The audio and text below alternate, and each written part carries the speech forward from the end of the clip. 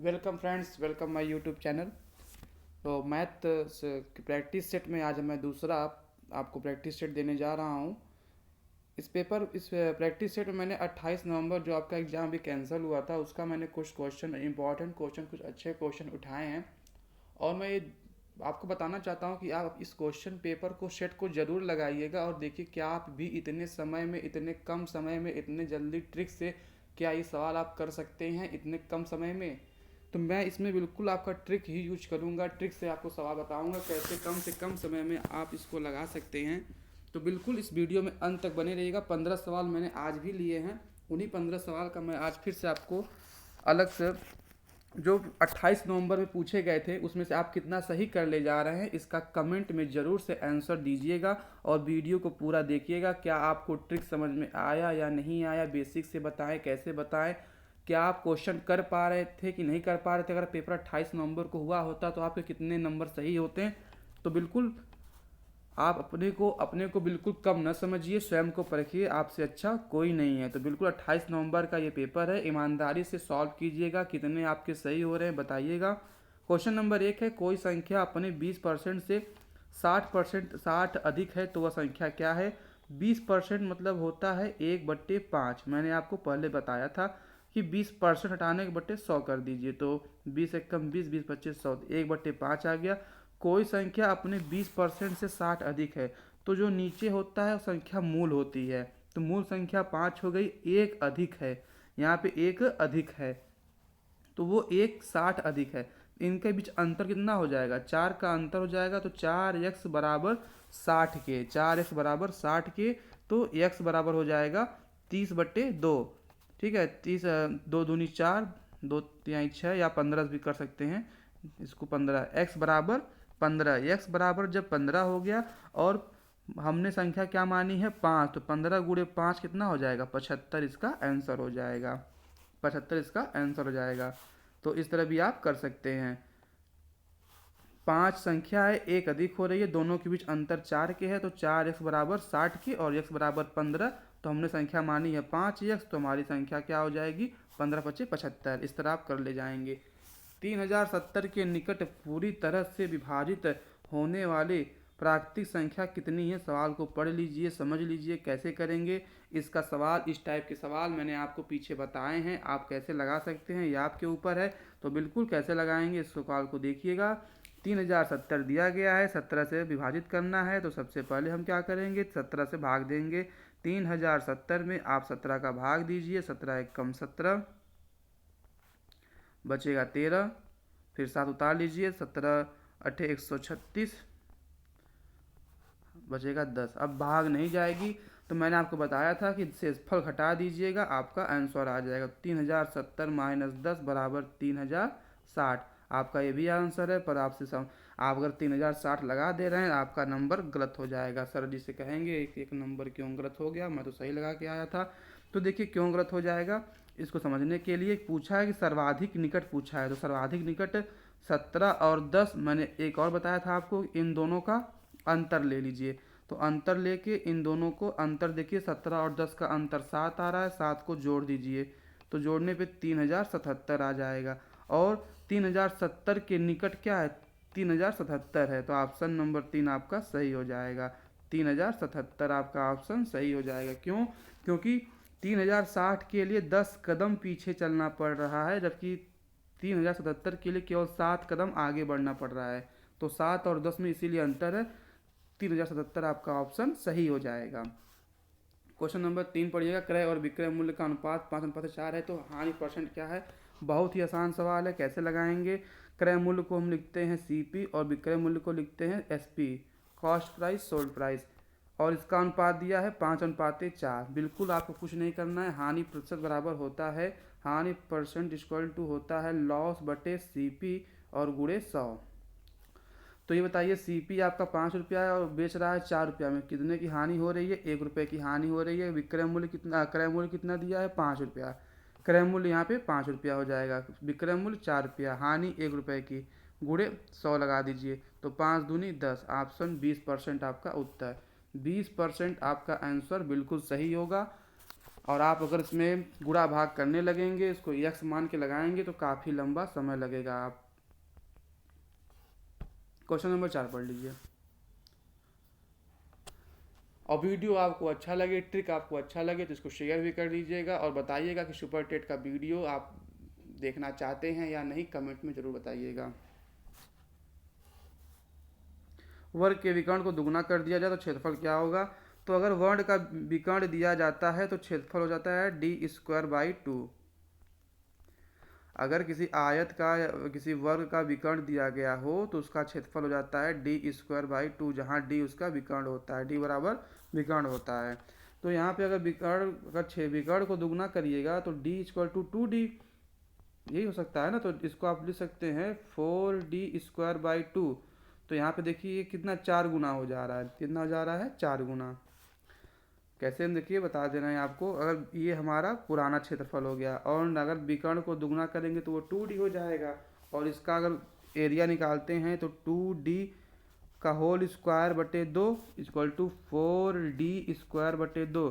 तो यहाँ पे d²/2 पहले वाला दिया है तो 4 ही तो अधिक आ रहा है, 4 गुना अधिक आ रहा है, तो 4 गुना आपका अधिक हो जाएगा।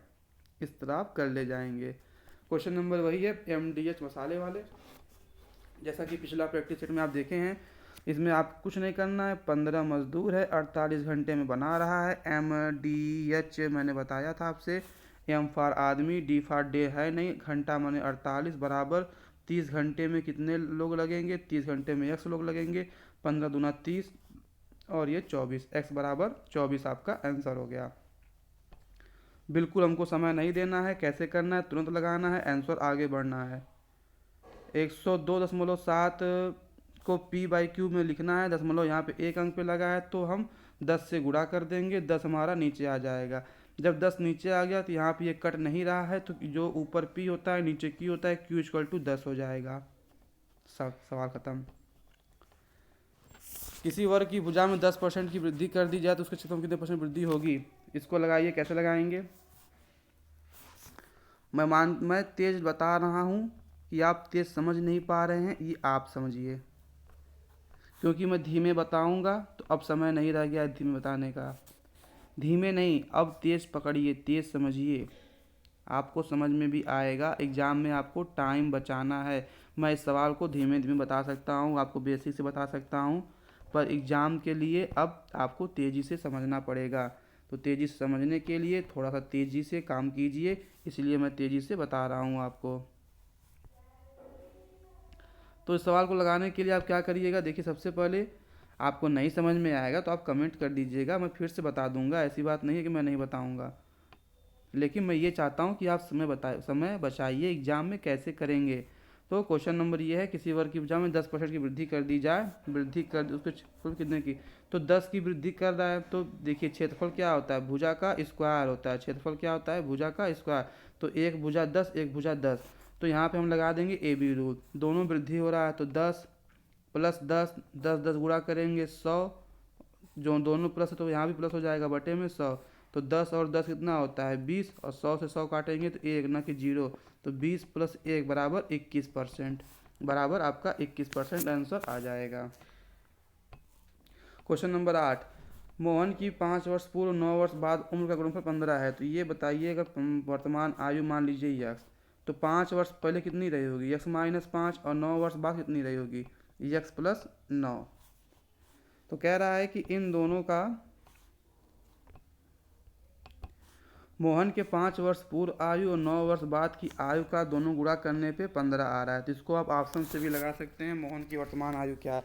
अगर हम यहाँ पे x बराबर 4 रखते हैं तो ये उत्तर आएगा माइनस में, जो कि आपका आंसर गलत हो जाएगा। अगर आप 7 रखते हैं तो 7 में से 5 गया 2, और 7 और 9 हो जाएगा 16, तो ज़्यादा आएगा, 32 आ जाएगा, ये भी नहीं होगा। 6 लेंगे, अगर आप 5 लेते हैं तो 5 में से 5 जाएगा 0, और कोई संख्या में 0 से गुणा करने पे 0 आता है, तो बच गया ऑप्शन नंबर 6 आपका सही हो जाएगा। 6 में से 5 घटाइए 1 आएगा, और 9 और 6 जोड़ेंगे 15 आएगा। तो इस तरह गुणा करने पे आपका 15 आ जा रहा है, तो आपका ऑप्शन नंबर डी सही हो जाएगा। 0.0032 का मान बताइए। आप इस सवाल, ये सब सवाल आपके 28 नवंबर का जो पेपर अभी कैंसिल हुआ है उस सब के सब पेपर के सवाल दिए गए हैं, और बिल्कुल आप तेज़ी से ट्रिक के साथ सवाल लगाइए। मैं इसीलिए थोड़ा सा स्पीड में बता रहा हूँ कि आप क्या इसको समझ ले जा पा रहे हैं या कि नहीं, क्योंकि अगर आप मैथ में ज़्यादा समय लेंगे तो बाकी सब्जेक्ट में समझने में दिक्कत होगी। संस्कृत, हिंदी, सीडीपी, ईवीएस भी आपको देखना रहता है, तो हम मैथ को कम से कम समय में करना चाहेंगे। तो 32 बराबर देखिए, 32 दिया है 5 अंक पे, दशमलव के 32 जो है 5 अंक पे लिखा है। तो 2 गुणे 2 गुणे 2 गुणे 2 दो दूनी 4 दूनी 8 दूनी 16 दूना 32, दशमलव लगा दीजिए, 5 अंक पे है तो 5 हमारा अंक भी आया है। तो ये हम लिख सकते हैं 0.2 की पावर 5, जो ये ब्रैकेट में लिखा गया है उसको लिख सकते हैं। और फिर वहाँ पे आप देखिए दिया गया है दशमलव, उसके दशमलव दिया गया है 6। तो आपको पता है कि जब दो घात दिया गया है, वो जब ए की पावर यम और उसके पावर एन दिया हो तो दोनों पावर का गुणा कर देते हैं। तो यहाँ पे 0.2 और 5 गुणे 0.6 कितना हो जाएगा, 5 गुणे 0.6, 6×5 = 30 हो जाएगा। और दशमलव एक अंक पे लगा है तो हम एक अंक पे लगा के 3 लिख देंगे। तो 0.2 की पावर 3 का मान कितना हो जाता है बताइए, 0.2 की पावर 3 का मान आप सोचिए कितना हो जाएगा। तो इसको लिख सकते हैं 0.2 गुणे 0.2 गुणे 0.2, दो दूनी 4 दूनी 8 और 3 अंक पे लगा है जी दशमलव। तो आपका आंसर हो जाएगा 0.0008, सॉरी 0.008, यानी कि 2 नंबर ऑप्शन सही हो जाएगा। ऑप्शन नंबर 2 सही हो जाएगा। दो संख्याओं का लस और मस का गुणनफल 336 है, उनके बीच का अंतर 10 है, तो वह संख्याएं कौन सी होंगी। इस सवाल को करने के लिए आप कितना समय लगाते हैं ये आपके ऊपर है, पर मैं बिल्कुल समय नहीं लगाऊंगा, क्योंकि मैं इसको कैसे लगाऊंगा, ऑप्शन से लगा दूंगा। देखिए कैसे। दो संख्याओं का लस और मस का गुणनफल क्या होता है, दोनों संख्याओं का गुणनफल होता है। लस और मस का गुणनफल, लस और मस का गुणनफल दोनों संख्याओं का गुणनफल होता है। तो x इंटू वाई 336 हो गया, और उन संख्याओं का अंतर कितना हो जाएगा, 10 सवाल में दिया गया है। x माइनस वाई बराबर 10, यह आपके सवाल में लिखा गया है, इसको आप लगा देख सकते हैं। x माइनस वाई बराबर 10, ये आपका सवाल है। संख्याएं कौन सी हैं, तो हम वो संख्या देखिए, ऐसी संख्या जिसको गुणा करने पे 336 आए, तो 10 और 20 में गुणा करेंगे तो 200 आएगा, ये भी ऑप्शन में नहीं होगा। यहाँ पे आप देखिए, अगर जल्दी से करना रहे तो इसको 24 और 34 जो लिखा गया है, 24 और 34 को 20 गुणे 30 मान लीजिए तो 600 हो जाएगा।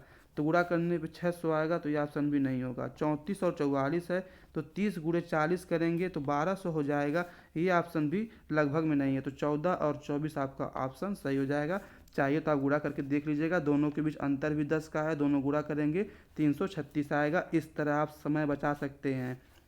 क्वेश्चन पढ़िएगा, ये क्वेश्चन सबको कंफ्यूज किया गया, आप भी कंफ्यूज होंगे इसका आंसर क्या होगा। क्वेश्चन को पहले पढ़ लीजिए, फिर मैं इसको छोटा करके आपको बता रहा हूँ। एक वृत्त उसके अंदर बनने वाले अधिकतम बड़े वर्ग के क्षेत्रफल का अनुपात वृत्त की त्रिज्या समानुपाती होता है, वृत्त पर निर्भर होगा, भुजा के समानुपाती होगा, वर्ग के विकर्ण के बराबर होगा। बिल्कुल इस सवाल को करने के लिए हम क्या करेंगे, इसको छोटा करके इधर किनारे कर दे रहे हैं। यहाँ पे एक फिगर बनाते हैं, वृत्त बनाते हैं। वृत्त बनाने के बाद उसके अंदर एक वर्ग बना देते हैं। वर्ग बनाने के लिए ये देखिए हमने एक वर्ग बना दिया। यहाँ पे जो ये रेडियस होता है, ये इसका रेडियस हो गया। तो जो देखिए, जो वर्ग है, वर्ग का जो विकर्ण है वो हमारा वृत्त का व्यास है, वृत्त का व्यास है। तो वह, और हम मान लीजिए भुजा ए मान लेते हैं वर्ग की, तो a√2 विकर्ण होता है, और व्यास मान लेते हैं 2r। तो इसमें अंतर समझ लीजिए, a√2 और 2r है।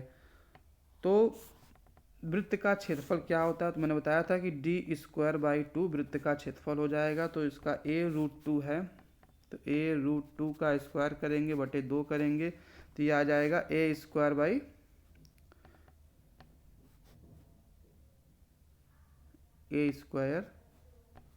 2/2, a² आ जाएगा। ठीक है, इसका क्षेत्रफल a² आ जाएगा। और वृत्त, अब मैं इसको क्या करता हूँ, यहाँ पे थोड़ा सा इसको जगह में और ले लेता हूँ। चलिए आप देख लेते हैं, 2 बराबर 2r दिया गया है और ये हमारा सवाल दिया है। तो देखिए वर्ग का क्षेत्रफल क्या होता है, वर्ग का क्षेत्रफल होता है भुजा का स्क्वायर। तो भुजा का स्क्वायर बराबर या तो विकर्ण का स्क्वायर बटे 2, आपका आंसर आ जाएगा ए स्क्वायर। ठीक है, ए स्क्वायर आपका ये हो गया। अनुपाते वृत्त का क्षेत्रफल होता है pi are square, pi are square आपका ये हो जाता है।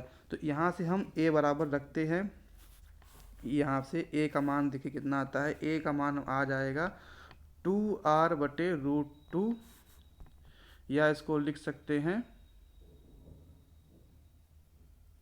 r√2। ए बराबर r√2, यहाँ पे एक √2 से एक अंदर ही का कर्डी कट जाएगा तो r√2 आ जाएगा। तो इसको सॉल्व कर दीजिए, ए का मान रख देंगे अगर यहाँ पे r√2 का whole square into pi are square, ये हो जाएगा r स्क्वायर इंटू 2 और pi are square, r square से आर स्क्वायर कट जाएगा। आप देख सकते हैं हमारे पास बचेगा क्या,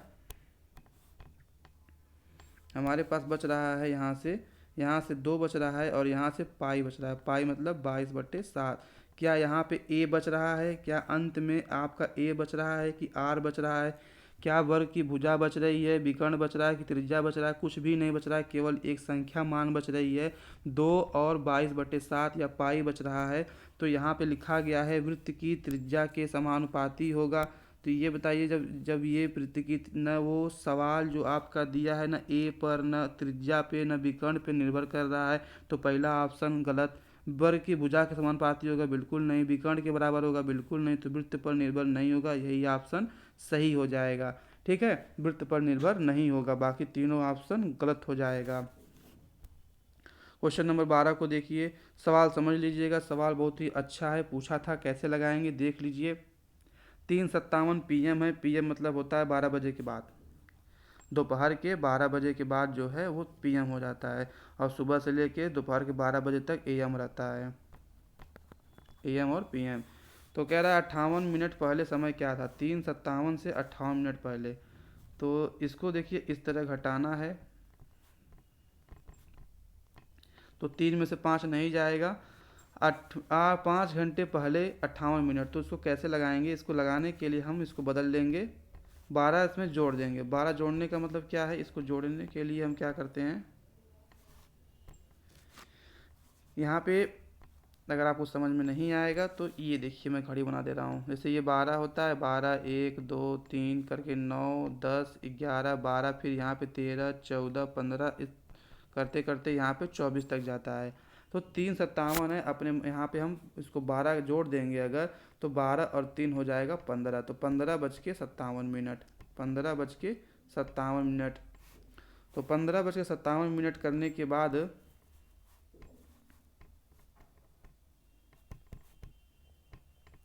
अब भी 3 5 58 नहीं घटेगा। क्या नहीं घटेगा, आप जो घटाना है आपको 5 58, 57 में से 58 नहीं जाएगा। तो हम क्या करेंगे, इनसे 1 घंटा उधार लेंगे। तो 1 घंटा में कितने होता है, कई मिनट होता है, 1 घंटे में 60 मिनट होता है। तो 60 और 57 जोड़ लीजिए, 60 और 57 जोड़ने पे आपका कितना उत्तर आ रहा है, 60 और 57 जोड़ने पे ये हो जाएगा 14 घंटा, और ये हो जाएंगे 6 5 11 117, और घटाना है आपको 5 घंटे 58 मिनट। अब 117 में से 58 घटा लीजिए, 117 में से 58 घटाने के लिए 17 में से 8 जाएगा 9, 10 में से 5 गया 5, और यहाँ पे 14 में से 5 जाएगा 9 बचेगा, 9:59 आपका आंसर आ जाएगा। पर यहाँ पे आप देख रहे हैं कि 9:59 दो ऑप्शन में दिया गया है, 9:59 AM भी है, 9:59 PM भी है। तो मैंने बताया कि PM क्या 5 घंटा पहले है। तो ये बताइए अगर दोपहर के 3 बज रहे हैं, अगर सवाल में दोपहर का 3 बज रहा है तो उससे पहले 5 घंटा पहले, तो दोपहर के 3 बजे से 5 घंटा पहले सुबह रहा होगा, यानी AM रहा होगा। ये देखिए आपका 9:59 AM सही हो जाएगा, 9:59 AM सही हो जाएगा।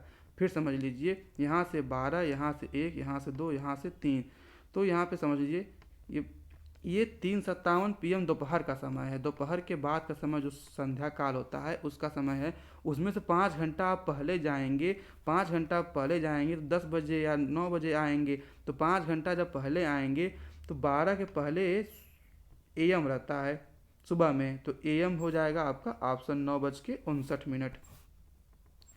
क्वेश्चन नंबर 13 पढ़िएगा।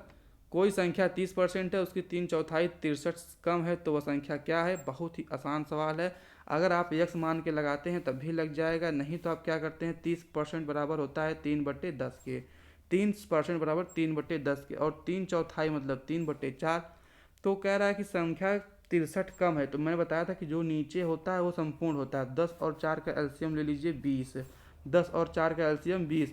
अब 20 का 3/10 निकाल लीजिए, 20 का 3/10 हो जाएगा 6, और 3/4 निकाल लीजिए, 5×3 15।